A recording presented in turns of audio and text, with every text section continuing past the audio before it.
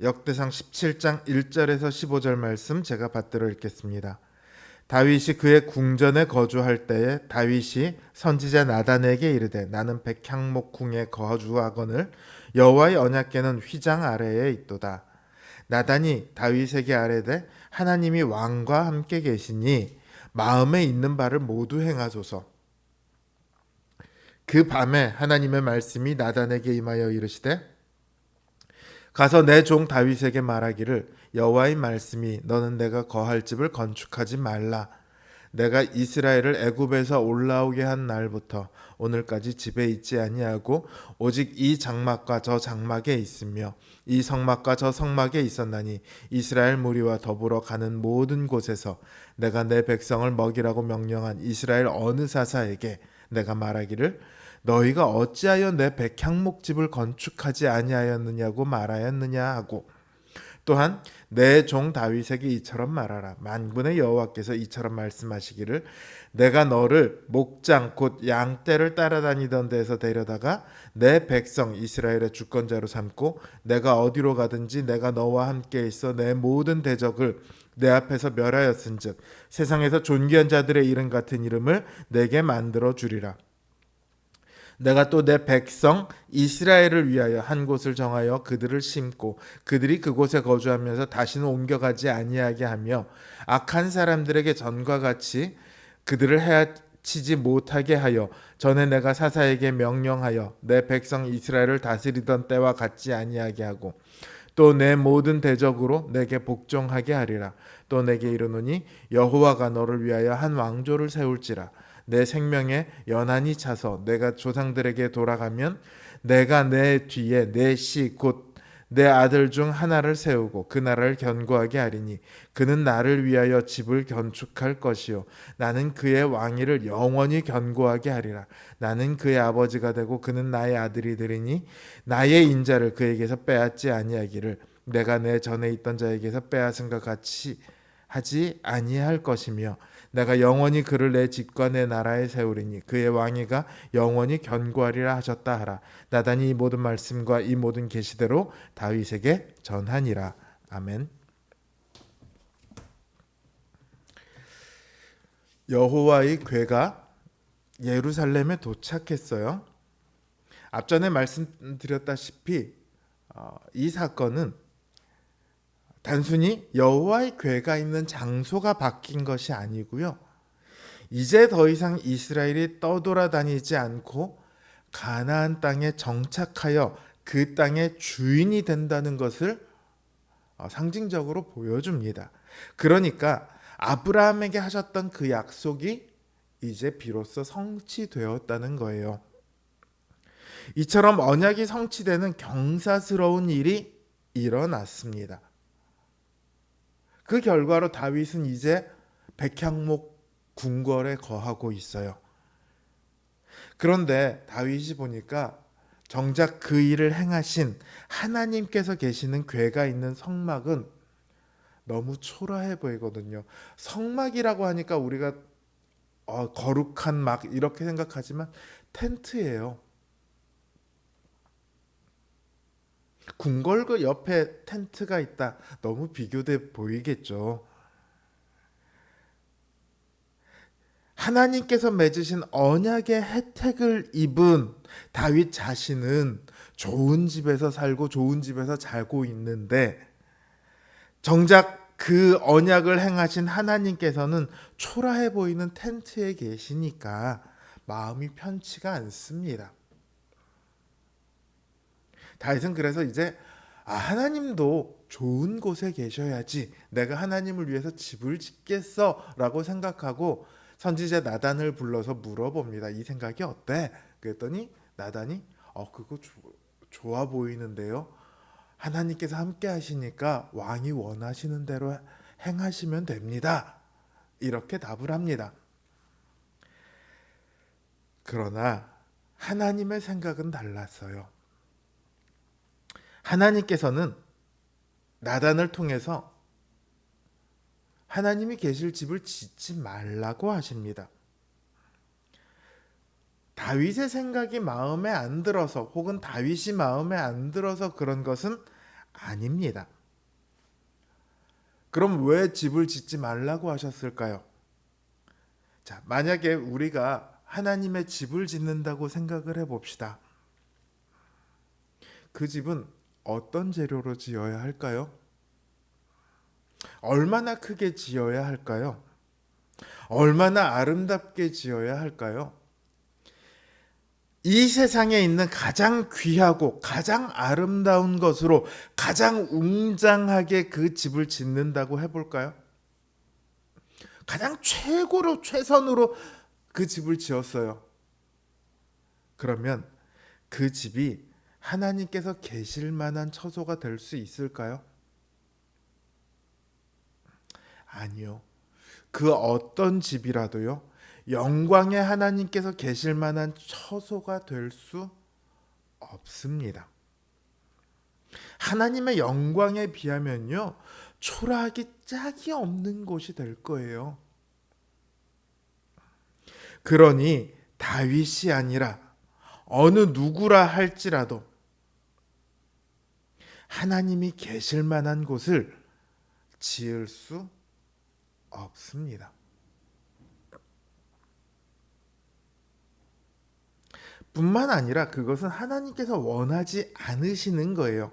하나님께서요, 텐트 속에 계시면서 이곳저곳을 떠돌아다닐 때도 이스라엘의 지도자들에게 내 집을 지어달라 이렇게 말씀하지 않으셨습니다.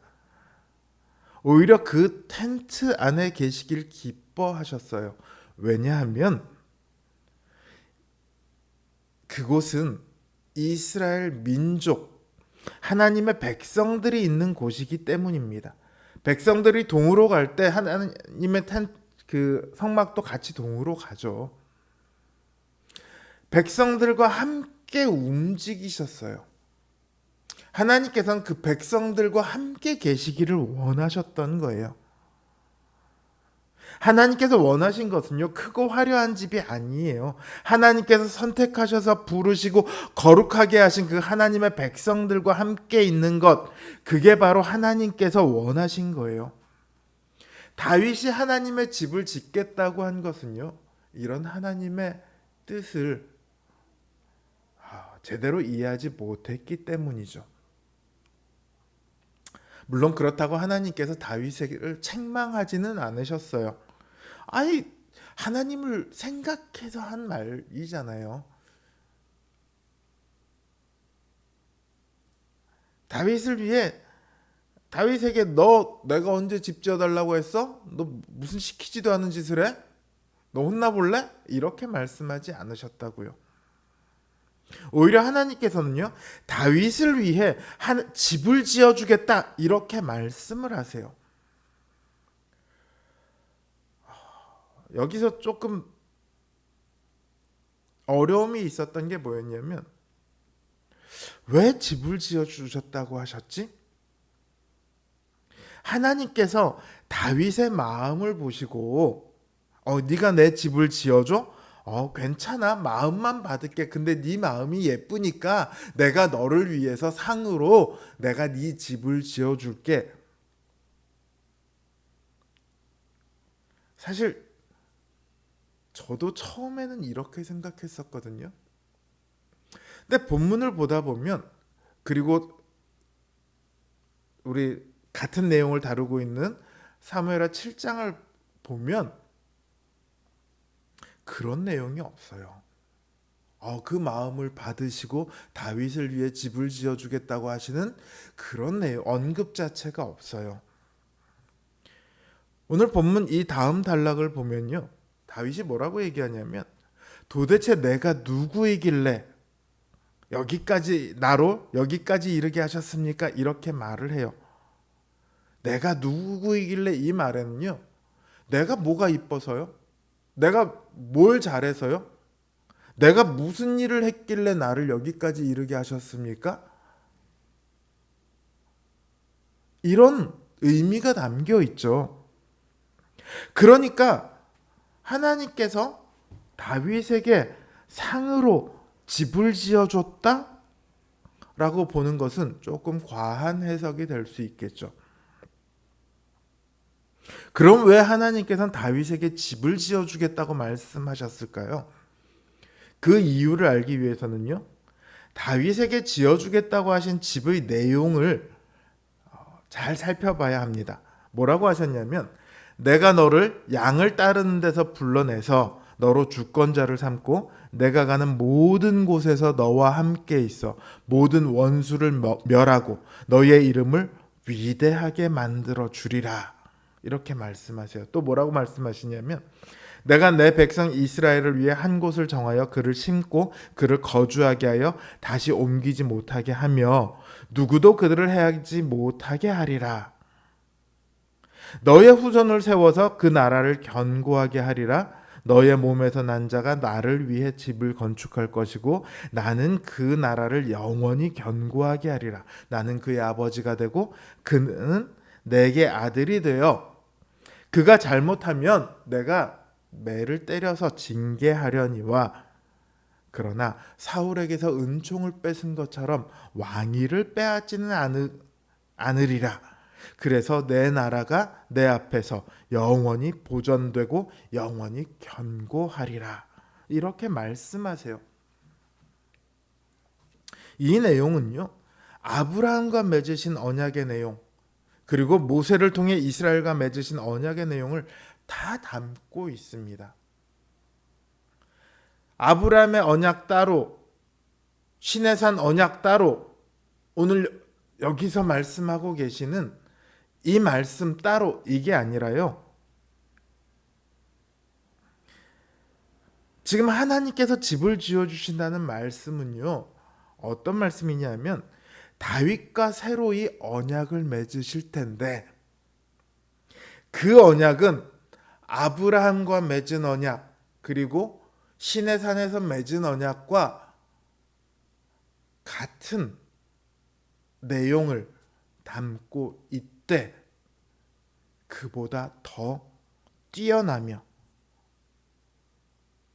더 완전한 언약이다. 이렇게 말씀하시는 거예요. 하나님께서 말씀하신 것처럼 이 언약은 완전한 언약이에요. 영원한 언약이에요. 하나님께서 말씀하신 것처럼 다윗의 몸에서 난 사람이 하나님의 집을 짓습니다. 누구죠? 우리가 알고 있죠? 솔로몬이죠. 솔로몬이 성전을 짓죠.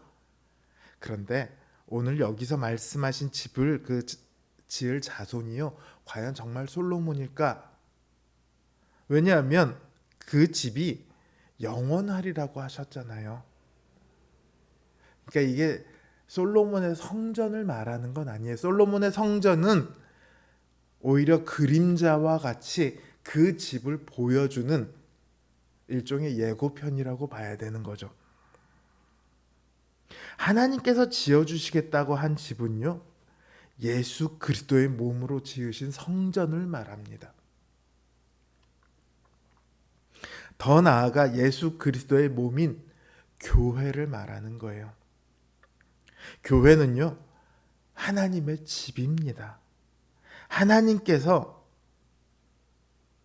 교회를 지으시기 위해 그 아들을 이 땅에 보내셨어요. 교회를 지으시기 위해 그 아들을 십자가에 죽이셨고 또 다시 살리셨습니다. 그리고 교회를 지으시기 위해 성령 하나님을 교회에 보내주셨죠. 이 모든 일을 우리와 함께 하시기 위해 하셨어요.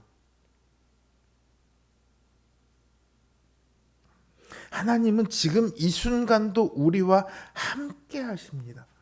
하나님께서 지으신 집은요, 하나님께서 거하시는 집이에요. 그런데 그 집은 누구를 위한 집이라고요? 다윗을 위해 집을 짓겠다고 하신 것처럼 오늘 우리를 위한 집이에요. 우리를 위해 하나님께서는 이 집에 거하십니다. 이 집을 하나님의 집이다, 이렇게 이름을 붙이셨습니다. 이상하죠? 하나님의 집인데 그 집이 우리를 위한 집이래요.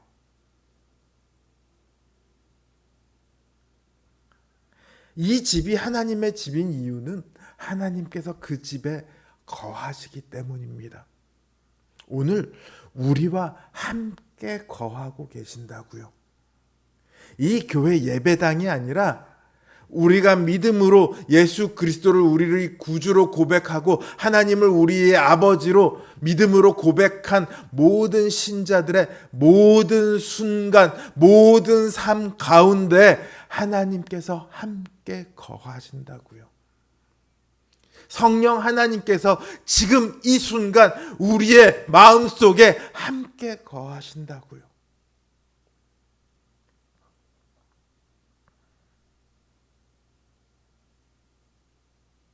오늘 이 언약에서 가장 하나님께서 강조하신 것이 뭔지 아세요? 견고하게 하리라. 이 말만 6번이 나옵니다.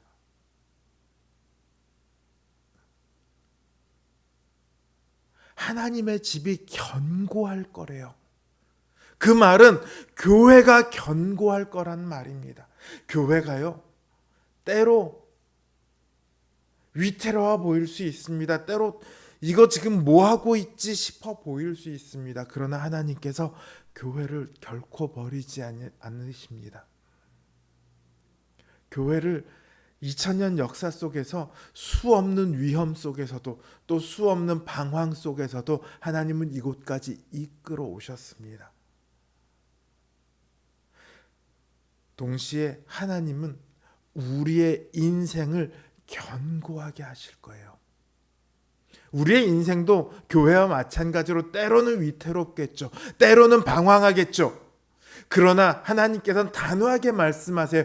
그 어떤 것도 세상에 그 아무리 강력하고 아무리 잘났다 하는 것도 아무리 큰 권세라 할지라도 우리를 하나님의 사랑에서 끊을 수 없다.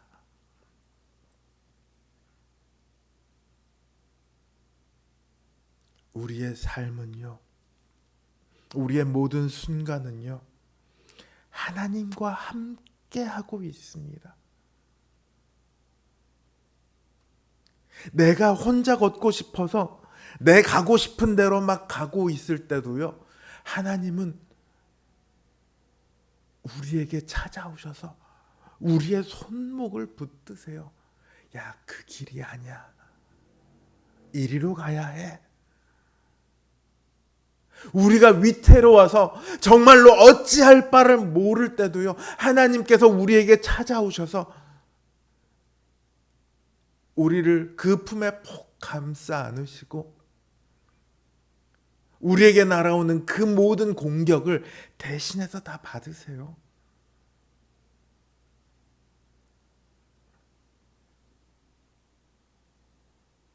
이게 하나님의 집 안에 거하는 우리의 인생입니다. 얼마나 견고한 인생입니까? 그러니 두려워하지 마십시오. 하나님께서 우리를 위해 지으신 집은요, 너무도 견고하고 너무도 강력하고 그래서 영원한 집입니다.